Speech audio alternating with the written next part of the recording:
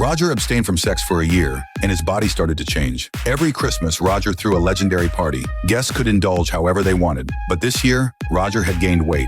His strong insecurity kept him from entering the party. Klaus encouraged him to accept himself. Roger took a deep breath and walked into the party. Yeah, coming through. Excuse me. Hey, how's it going over here? Ah! There's a hippo in here! Oh, it's clearly a squid. Okay, that hurts. Heyo, how's the futon crew doing? Room for a fifth? No! Oh, God. Whatever you're doing, can you not do it near me? Sorry. Everyone looked down on him, so Roger decided to change the party style. I thought we could take a break from all that humping to share a nice Christmas goose. But the party was already in full swing, and the guests had no intention of stopping. Roger forced everyone together and warned them not to overindulge. Hey, I run the clapper around here. Oh no, did someone f this goose? Who f this goose? Roger believed his weight gain came from overindulgence, so he decided to abstain completely. I'm with you. I'm sick of sex too. They fell in love at first sight and chose to have a sexless marriage. We got married!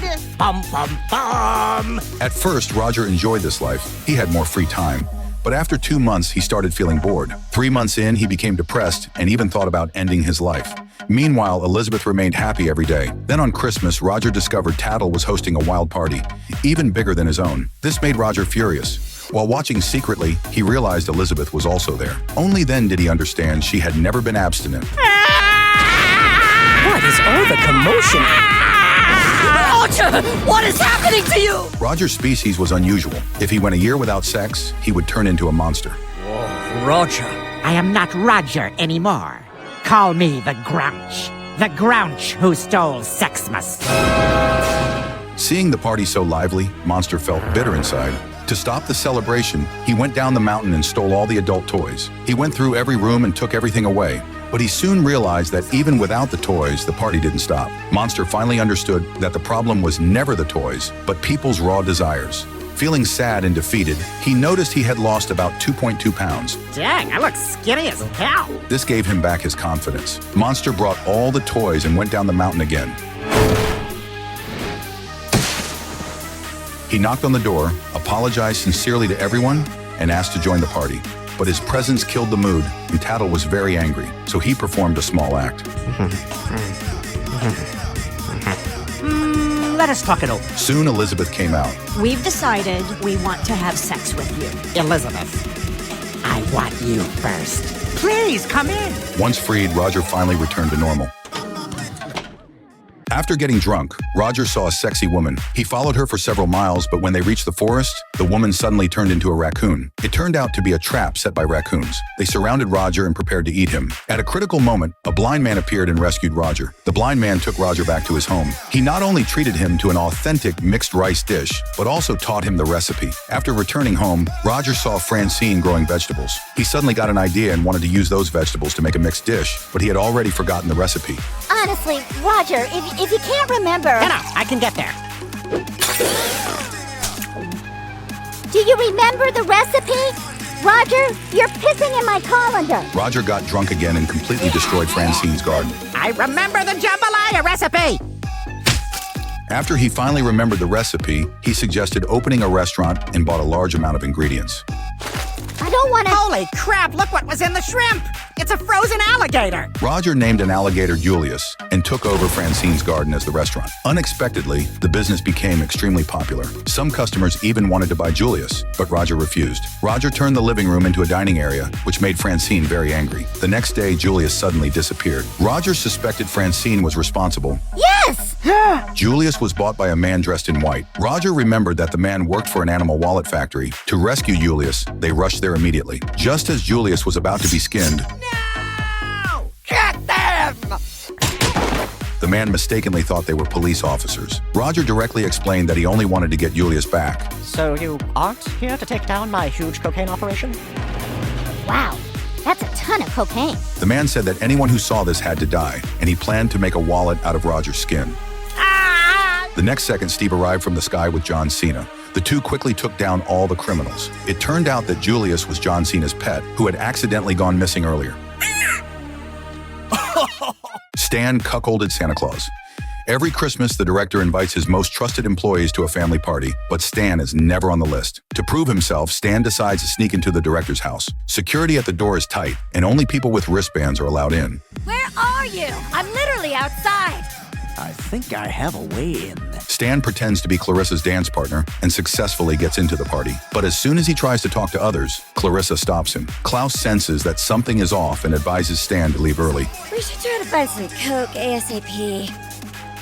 But for the sake of pride, Stan refuses to go. As the party grows louder and more intense, the director brings in a rock band. The lead singer turns out to be Chris, Santa Claus himself, who is also Stan's sworn enemy.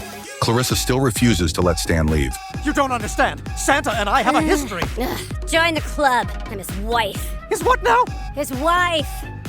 Clarissa Claus. I married that son of a bitch. Oh my God. At that moment, Chris notices Stan. Smith!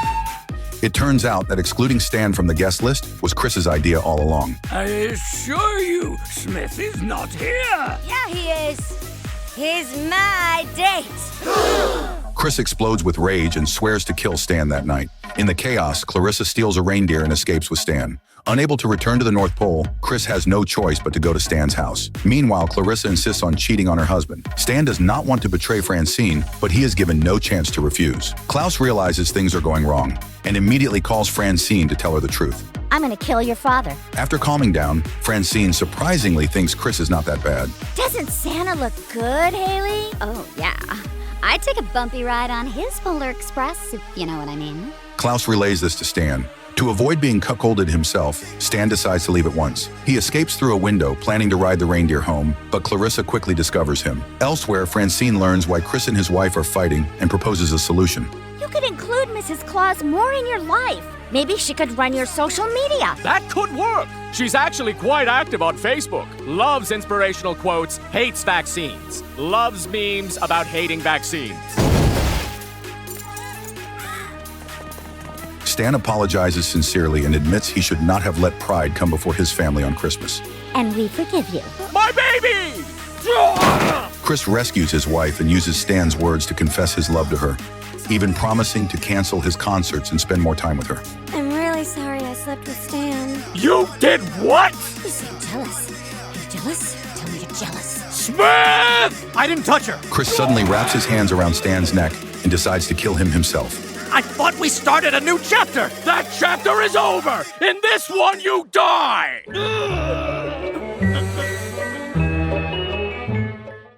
The Smith family lost their memory. They didn't recognize each other and even forgot they were human. Haley suggested going to a lighthouse to look for clues, but when they arrived, they only found some half-eaten cans. They climbed to the top of the lighthouse. Francine saw 2 letters, but couldn't understand what they meant. Hego? What is Hego? A third option. After returning to the room, Steve accidentally turned on the TV. The screen kept looping a nut commercial. They treated the nuts as a belief and copied the actors' movements like prayers. One day, Francine suddenly noticed that they were all wearing clothes. They have covered their bodies. So they picked up their suitcases and used the clothes to cover themselves. A few months later, the TV suddenly stopped working. The Smith family panicked. This is a sign.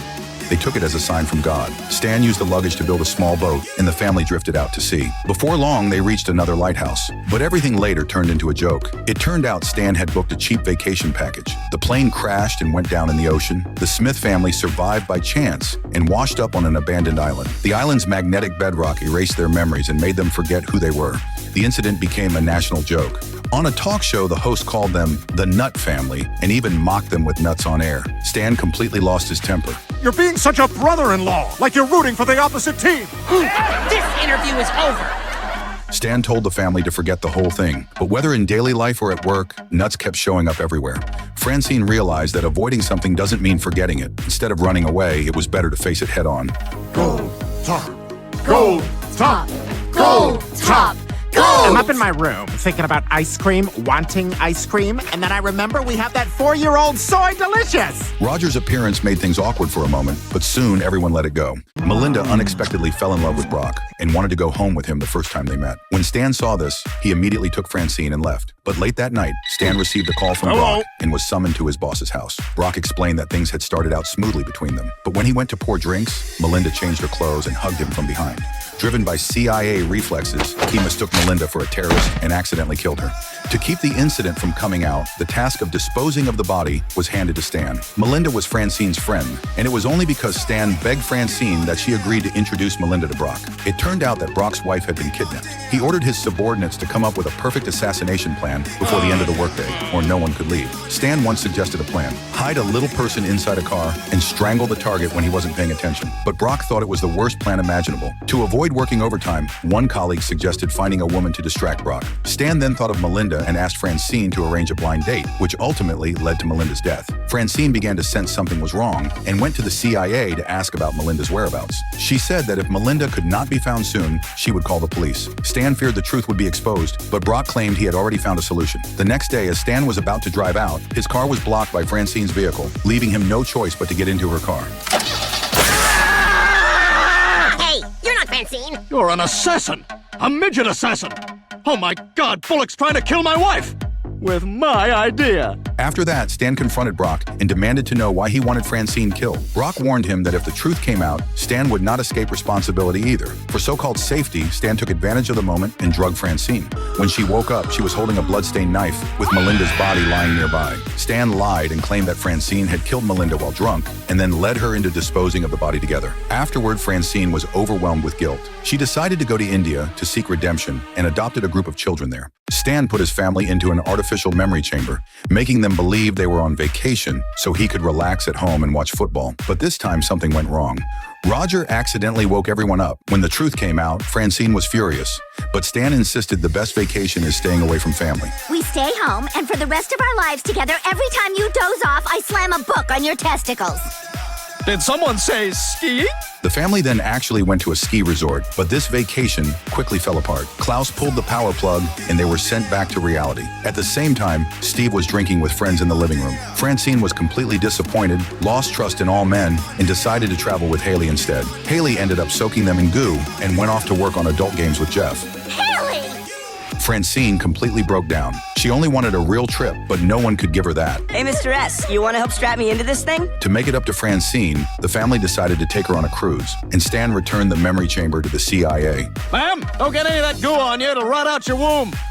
The family soon boarded the cruise ship. To keep Francine happy, everyone tried hard to play along. Steve also unexpectedly got a girlfriend, Becky. At dinner, Steve introduced Becky to the family, but Francine refused to believe it. She thought someone like Steve could never have a girlfriend, decided everything was fake, and believed she was still inside the memory chamber. No matter how much Stan explained, she would not accept it, and even started causing chaos on the ship. After letting out her anger, she decided to jump into the ocean to return to reality.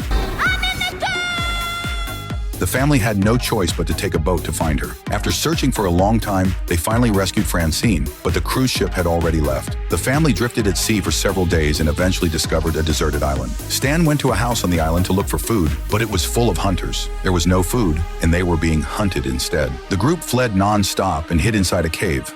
Becky tried to collect water with leaves, which caused a cave-in. She was crushed to death instantly, and the cave entrance was sealed. With no food, they would soon starve to death. There's no way out, and there's nothing in this cave we can eat. Actually, there is one thing. In the end, hunger overcame reason, and they ate Becky. But right after they finished, the cave entrance was blown open. Stan then realized the gunshot wounds were only paint. It turned out this was just a hunting game, and the entire island was the game arena.